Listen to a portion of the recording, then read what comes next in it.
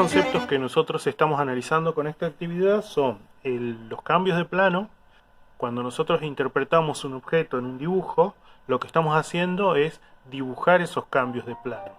Quiero decir, por ejemplo, acá en el cubo, nosotros tenemos que hacer una caja y tenemos que hacer una diferencia primero entre la caja y el resto del plano donde nosotros estamos dibujando, el resto del universo, digamos, y nuestro objeto. Entonces necesitamos hacer unas líneas. Podemos hacer las líneas de contorno en general, pero después necesitamos separar este plano lateral de este plano frontal y de este plano horizontal. Entonces necesitamos, para decir cómo cambian los planos, hacer líneas que dividan esos planos. Y depende de cómo nosotros dibujamos esas líneas, vamos a hacer sentir que esos planos cambian de una manera o de otra.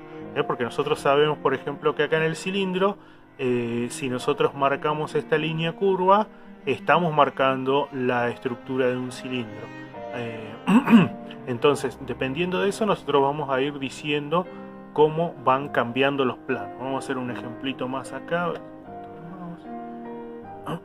Si yo dibujase, por ejemplo, dentro de ese cuadrado nuevo que acabo de hacer unas líneas, dependiendo de cómo yo las ensamble y luego el valor que yo les puedo llegar a poner, puedo llegar a decir que ya no solo es un cubo, sino que puedo decir que tiene un corte, y dentro de ese corte hay otros tres planos. Este que puede llegar a ser horizontal, este que puede ser un lateral adentro, y este que puede ser otro lateral a la izquierda.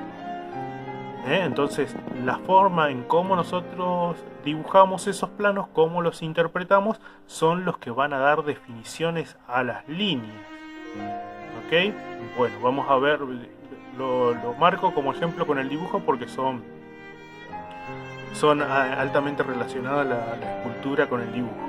Vamos a ver qué pasa con esos cambios de planos en la escultura. Fíjense, en este ejemplo de acá tenemos una escultura que aparentemente es de yeso y tenemos encima tenemos una interpretación de planos exagerados. Y fíjense, ¿no?, que según acá están dibujados los límites que yo decía en el dibujo de los objetos industriales, están exagerados y están marcados donde terminan y cambian los planos. Y la forma en que cambian los planos, es decir, con esta línea limpia de acá, curva pero limpia, da definición de dónde cambia un plano con otro.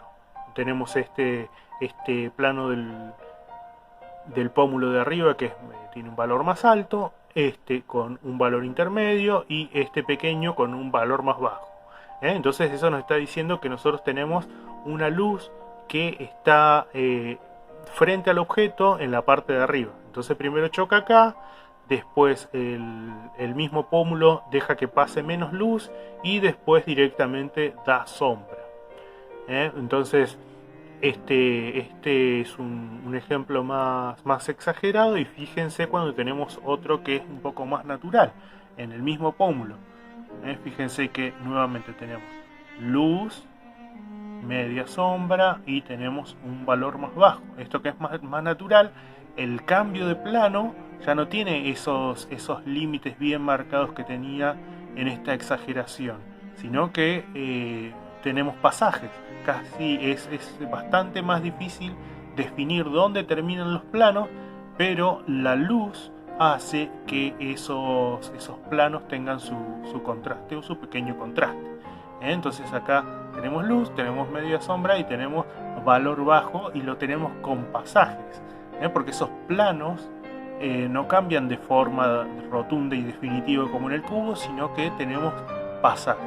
Ahora fíjense, ¿no?, que estos contrastes que cuesta verlos acá, que en el mismo plano, en el otro extremo del plano, cuando nosotros sabemos que los planos cambian de forma más rotunda, se genera también un cambio de valor más rotundo. Entonces nosotros por por definición ya sabemos que este lóbulo tiene una forma esférica y este viene y choca y entra detrás de ese lóbulo, con lo cual se genera una sombra y esa sombra se genera con un poquito más de contraste porque nosotros sabemos que esta forma del lóbulo y esta forma del pómulo no tienen pasaje, sino que se cortan una con otra, y ni hablar, por ejemplo, en este plano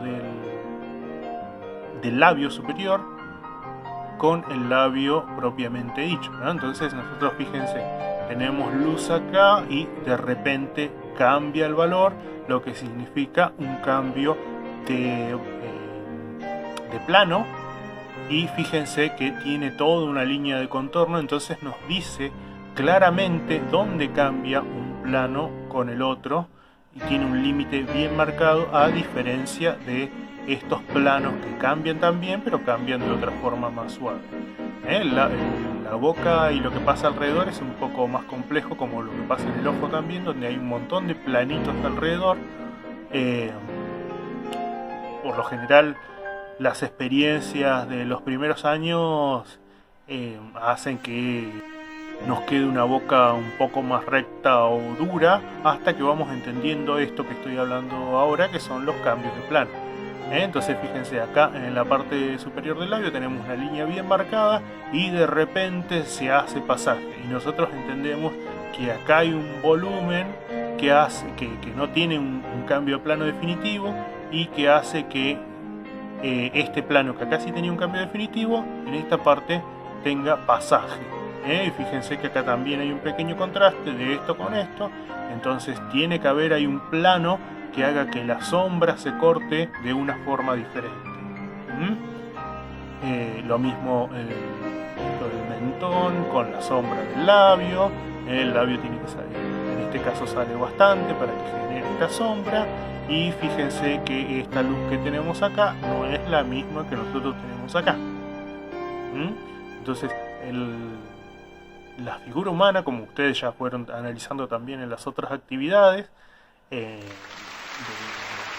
ejercicios de cabeza, de ejercitación de cabeza, ya fueron analizando qué pasa con la luz y la sombra, pero bueno, ahora también lo van a tener que interpretar en el modelado de un cráneo.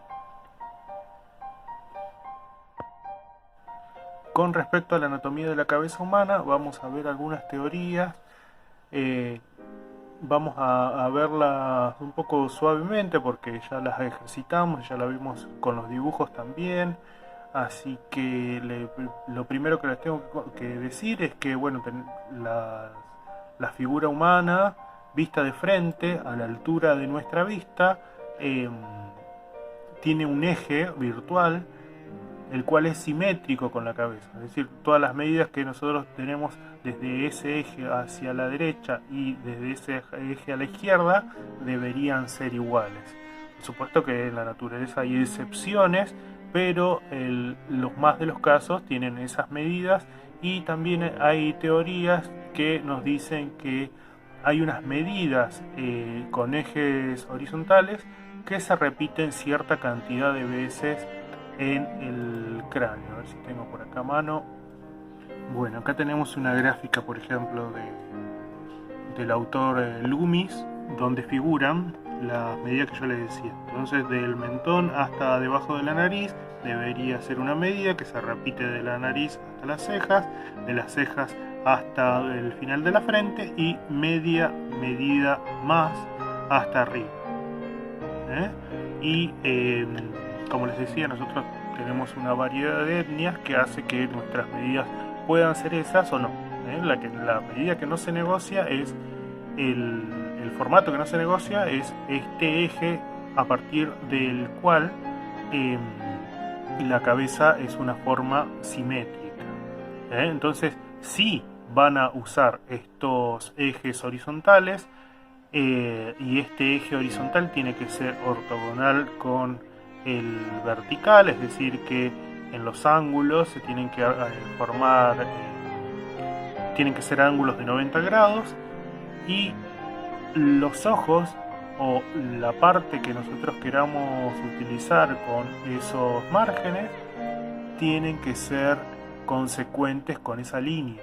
Es decir que, por ejemplo, acá yo marqué la parte de arriba de las cejas con la parte media de los ojos. Esas dos líneas que yo tomo como ejes tienen que ser paralelos entre sí. Después yo puedo poner las líneas que me ayuden a dibujar que yo quiera. Quiero decir, puedo poner abajo de la nariz, puedo poner otro para guiarme en el centro de la boca, puedo poner otro para marcar la línea del mentón, las que yo quiera. Fíjense que en estas botas en particular, en lo que está modelado, fíjense cómo coincide por todos lados con las líneas estas que yo estoy marcando paralelas.